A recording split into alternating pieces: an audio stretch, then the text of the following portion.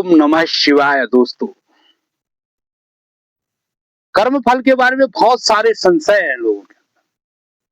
जो गलत कर्म करते हैं वो कहते हैं कि कुछ होता ही नहीं है, और जो सही करते हैं वो कहते हैं कि हम कर्म कर रहे हैं, अच्छे कर्म कर रहे हैं, हमें अच्छा फल मिलेगा। कर्म का फल मिलता है या नहीं, सब विभाजित है समाज। कई कहते हैं कुछ नहीं होता जी, क्या होता है कर्म फल, किसको कहते हैं कर्म फल। लेकिन आप अगर देखेंगे तो जब क्रिया होती है तो प्रतिक्रिया होती है, इस बात को सब मानते हैं। आप कर्म करोगे तो फल मिलेगा, इस बात को मानते हैं। बहुत लोग मानते हैं, और बहुत लोग चोरी छुपे कुछ ना कुछ गलत काम करते रहते हैं। शायद उनको एहसास होता है कि कोई नहीं देख रहा है। जो कर्मों का फल है, कुछ तो ऐसे कर्म हैं कि जिनका फल तुरंत मिल जाता है।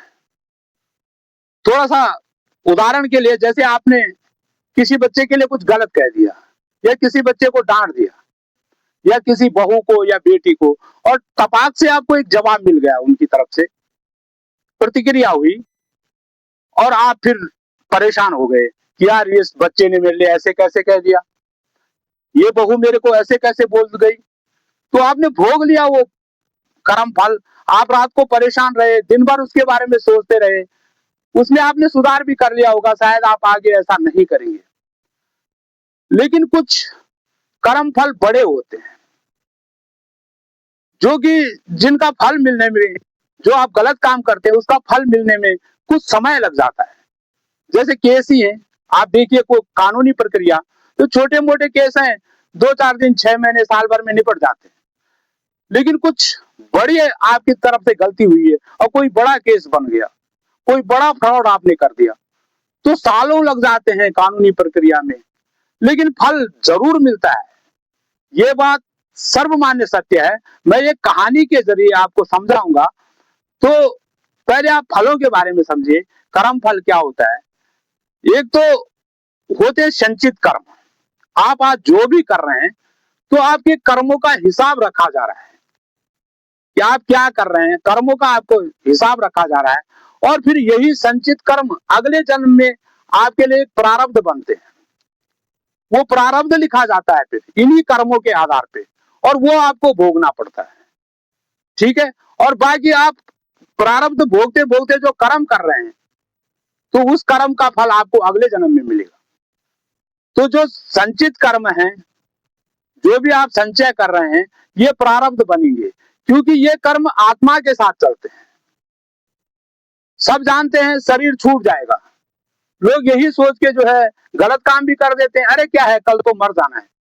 शरीर छूटेगा, लेकिन आत्मा अजर अमर है। ये हमारे ग्रंथों में भी लिखा गया है और हर जगह है कि जिस तरह आदमी वस्त्रों को त्याग कर जो है और नए वस्त्र धारण करता है, यही हाल आत्मा का भी है। वासांसी जीर्णानि यथा विहाया नवानि ग्रहणाति परोपराणि। पुराने वस्त्रों को छोड़ के जैसे मनुष्य नए वस्त्र धारण करता है, वैसे ही आत्मा भी पुराने शरीर को छोड़ के नए शरीर को धारण करती है। तो संचित कर्म उसके साथ चलते हैं। उसने नया शरीर लिया, और फिर जो है प्रारब्ध उसे भोगना पड़ता है उन कर्मों का। तो इसलिए हमेशा जो है अच्छे कर्म करो। अगर आपके संचित कर्म आप प्रारब्ध के रूप में भोग रहे हैं, तो इस समय आप अच्छे कर्म करो, ताकि अगला जन्म आपका सही गुजरे, अगली बार आपका प्रारब्ध अच्छा हो, ज्यादा ना भोगना पड़े आपको। तो एक कहानी के जरिए आपको समझाना चाहता हूं कि एक राजा था, उसका राजकुमार था, उसकी शादी तय हुई। एक राजकुमारी से शादी तय हुई, दोनों की शादी हो गई, बड़ी धूमधाम से शादी हुई। बहुत राजाओं की शादी थी भाई, बड़े धूमधाम से तो होगी। दिन भर की थकन के बाद शाम को राजकुमार अपने बेड पे सो गया, और बेड के सामने ही जो है उसकी तलवार लटक रही थी, जो म्यान में नहीं डली हुई थी, ऐसे ही लटका रखी थी उसने। तो राजकुमारी ने जब उस कक्ष में प्रवेश किया, राजकुमार के कक्ष में प्रवेश किया, तो राजकुमारी ने तलवार की तरफ देखा, चमचमाती हुई तलवार। उसने कहा मैं देखूं कि मेरा जो पति है वो कितना बड़ा योद्धा है, कितनी भारी तलवार लेके लड़ाई में जाता है। तो उसने वहां खुंटी में टंगी हुई तलवार उसे पकड़ा और ऐसे हाथ से उठा के वो ला रही थी अपनी तरफ को, हाथ से उठा के खींच रही थी। तो तलवार बड़ी भारी थी, वो संभाल नहीं पाई, तलवार गिर गई और राजकुमार की गर्दन कट गई। राजकुमार वही खत्म हो गया। अब हो हल्ला मच गया, वो भी रोने लगी, सारे सैनिक, सारे दरबारी, राजा रानी सब परेशान, क्या हो गया, कैसे हो गया। राजकुमारी से पूछा तो राजकुमारी के दिमाग में कुछ नहीं आया, वो क्या बोलती बेचारी। तो उसने ऐसे ही कह दिया कि एक जोगी सा था, उसने ये किया। अब जोगी था, सब लोग जोगी को ढूंढने लगे। तो उन्हें एक महात्मा मिल गया जो शादी में था, वो मिल गया राज्य के अंदर ही, उन्होंने उसे पकड़ लिया।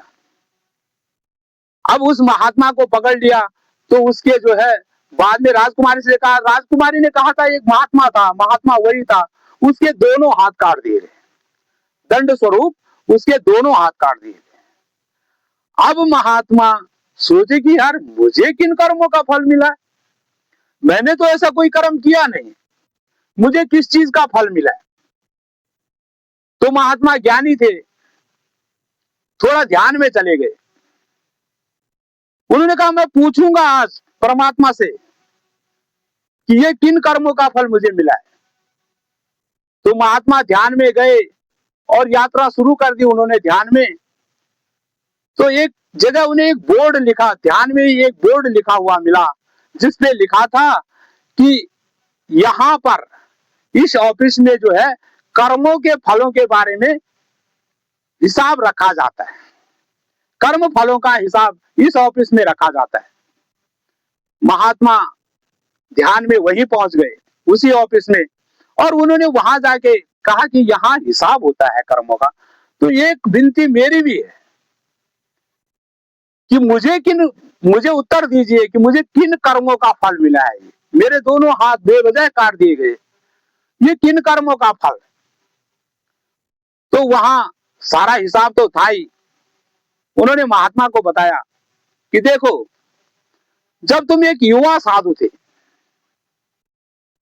जब आपने संन्यास ग्रहण ही किया था, आप युवा थे, तो एक जगह आप चौराहे पे बैठे थे, एक गाय उधर से गुजरी और पीछे से कसाई भागता भागता वहां तुम्हारे पास आया। उसने तुमसे पूछा कि इधर से कोई गाय निकली है क्या, कोई गाय इधर से गुजरी है। तो तुमने एक आसान सा जवाब दे दिया, कुछ सोचा नहीं समझा नहीं, कहा हाँ इधर से आई थी और इस तरफ को चली गई। वो भाग रही थी, कसाई उसके पास पीछे भाग रहा था, और तुमने उसे रास्ता बता दिया, तो उसने आगे जाके गाय को पकड़ के उसको काट दिया। अब दोनों का कुछ सालों बाद कसाई भी मर गया, गाय तो कटी चुकी थी, दोनों का पुनर्जन्म हुआ। कसाई ने एक राजा के घर में जन्म लिया, राजकुमार बन गया, और जो गाय थी उसने भी राजा के घर में जन्म लिया, दूसरे राजा के घर में, वो राजकुमारी बन गई, दोनों की शादी हो गई। कसाई राजकुमार ने जो कसाई के रूप में कर्म किया था उसका फल उसे मिलना था। राजकुमारी के हाथ से तलवार छूटी और कसाई की गर्दन कट गई, जैसे उसने गाय की गर्दन काटी थी।